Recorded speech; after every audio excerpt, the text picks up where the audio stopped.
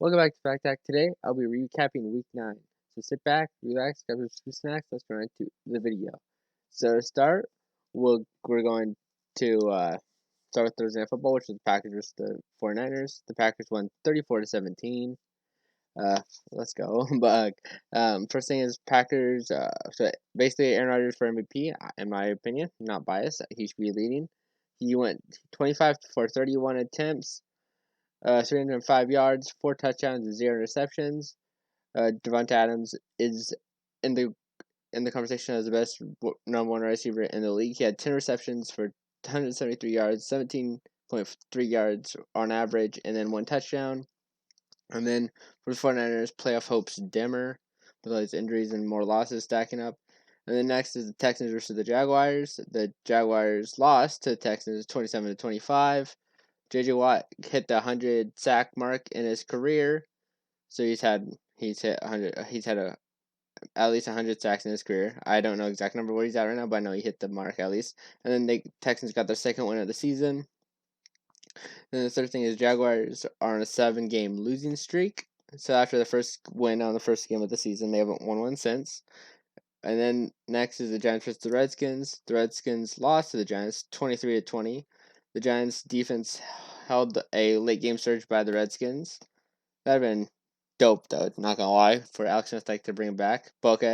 And then the next thing is Giants head coach Joe Judge proving to be the right choice after really saying that he doesn't deserve to be a special teams coordinator. Why did he get a head coaching job? They're getting better game after game with him. So yeah, and then the Washington football team, Alex Smith proves to still be the comeback player of the year in my opinion. No matter what, to me, before just after that one game, he should have automatically won it just because of what he had to go through. But yeah, and then next to the Ravens versus the Colts, the Ravens won 24-10. Lamar Jackson proves to be a top running back. Get it? Because he never throws the ball, really. And then the Ravens defense carries like normal as of late, and then then the Colts that funny flipping Philip Rivers tackle attempt when he just laid. It reminded me of in the All-Star game, whatever year it was, when Curry laid down so when he get dunked on. That's what that reminded me of. But this ain't a Pro Bowl or anything, so that's the difference here. Well, okay, then the Lions versus the Vikings. The Vikings won 34-20. Dalvin Cook, top running back. Also, he could be on the end of being in the MVP conversation.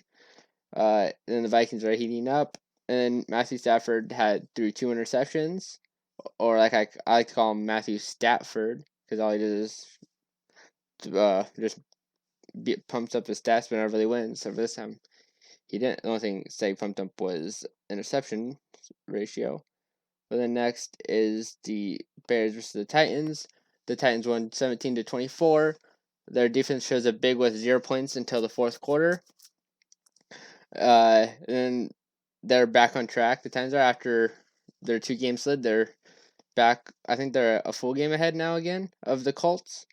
So yeah, they're number one in the AFC South, and then the Bears wild card is probably their only chance of making the playoffs is if they get a wild card spot after 3 straight losses. The next game is the Panthers versus the Chiefs. The Chiefs won 33-31. Head coach Andy Reid, creative plays are limitless. He's just offensive wise, he's a genius. And then the defense got torched that game by the Panthers. And then the Panthers, Christian McCaffrey, had a running back. Christian McCaffrey had upper body injury late, which is worrisome. So yeah, and then the next is the Seahawks versus the Bills. The Bills won 44-34. That was really good for everybody in the NFC. But then so Bills were all pass, no run. The defense comes up big with 4 turnovers, and then Seahawks quarterback Russell Wilson had another bad game. He had 2 interceptions and 2 lost fumbles. So in my opinion, he's fallen out of the lead. I normally had him he could still have been in the lead, but especially after this game, another really bad game. I just don't have him there anymore. And also, so Pete Carroll, coincidentally, after he signed an extension or whatever, he admits that he basically got outcoached. But how do you not think? So the Bills have one of the worst running games, and the Seahawks have one of the worst passing defense. Why would they run when they have the worst pass and they're good at passing. It just really makes sense. So yeah, and then next was the Broncos versus the Falcons. The Falcons won 34-27. They almost blew another lead though. The Falcons were at 27-26 at one point. And then the Falcons are on a 2-game win streak. Proves that it was the coaching. They have a lot of talent on the team. Just the coaching was really bad.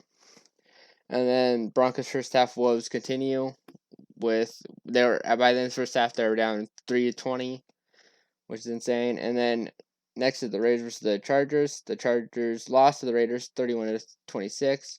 Derek Carr, in my opinion, is underrated as a QB. And then are they a top wildcard team? I don't think they're going to catch the Chiefs. I think the Chiefs would have to lose one game.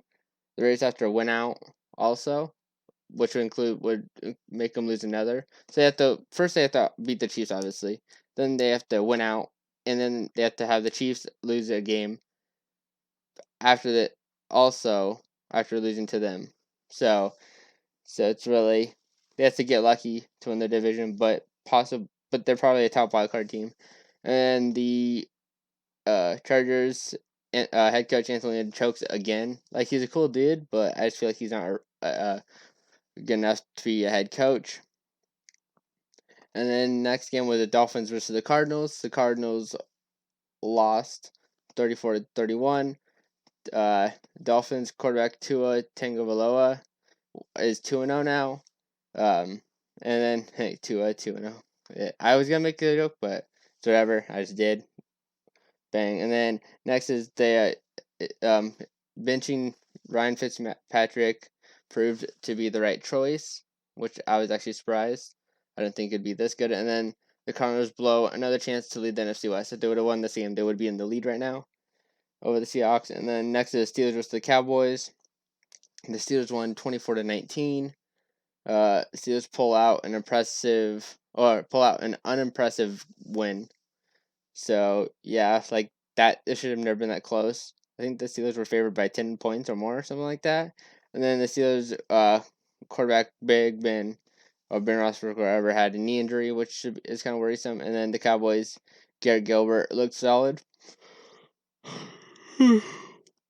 So that's, I don't know what his future is, but he looked good. Not amazing, but he looked solid. And then Saints versus Buccaneers. The Buccaneers got destroyed by the Saints 38-3. I actually chose them to win that game. So I'm actually proud of myself for picking that. But the Saints, I didn't think they were going to win by this much, but I did pick them to win. But the defense destroyed Tom Brady. And then Jameis Winston plays with the Saints up 35 in the fourth. Also, he did like the weird like W thing when he went like this and like put it in his mouth or whatever. He did that again, which is funny. But yeah, and then the Buccaneers had a terrible offensive game plan.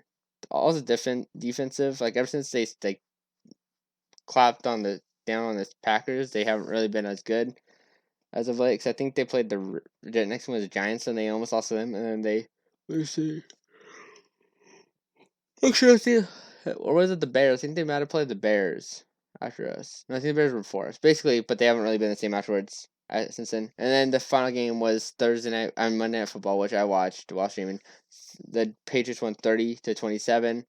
The Patriots barely won, which is kind of worse than them. But if they're tanking, it's worse than that they did win. But then the second is the Patriots. Cam Newton came in clutch at like late in the game, like on the final drive with that. First he ran for the first down. They called timeout.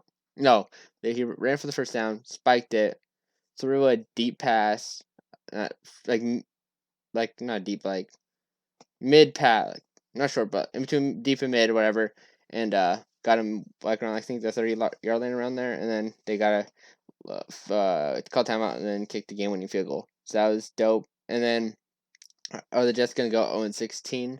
Who knows? I don't know if any other teams did. But I know the Lions went 0-16 a little bit ago, and then a couple seasons ago the Browns went 0-16. I don't know if any other team has, but I was going to the Patriots just because I want the Jets to go 0-16. So yeah, I think that's everything. Yeah, if you enjoyed this video, don't drop a like and subscribe. Follow me on all socials down below. Also ring the bell. I stream on Mondays, Wednesdays, and Fridays from 6 p.m. Pacific Standard Time to 10 p.m. Pacific Standard Time on Twitch. I play Minecraft. If you want to join, you can. If you just want to come hang out and talk football or whatever, you can do that also. Yeah. I'll catch you on the next one. Deuces.